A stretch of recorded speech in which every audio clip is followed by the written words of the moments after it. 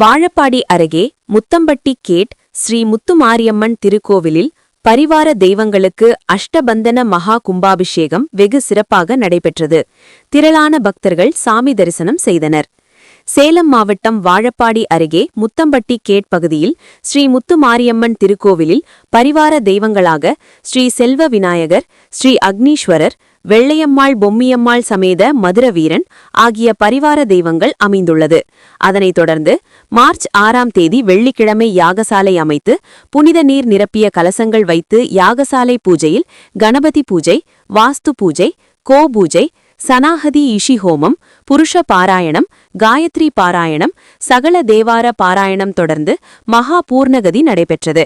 இதனையடுத்து புனித நீர் நிரப்பிய கலசங்களை சிவாச்சாரியார்கள் தலையில் சுமந்தவாறு மேளதாளங்களுடன் வான வேடிக்கையுடன் கோவிலை சுற்றி வலம் வந்து கோபுர விமான கலசத்தின் மீதும் மூலவர் அம்மன் மீதும் மற்றும் பரிவார தெய்வங்கள் மீது புனித நீர் ஊற்றி மகா கும்பாபிஷேகம் வெகு சிறப்பாக நடைபெற்றது.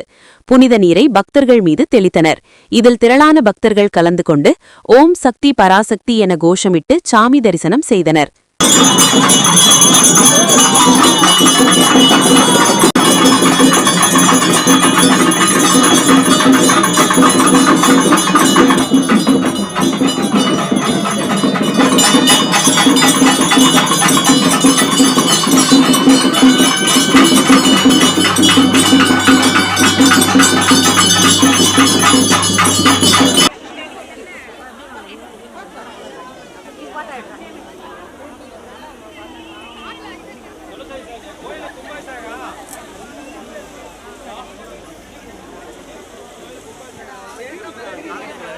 என்ன குளிப்பாட்டி விட்டுட்டு இருக்காரு?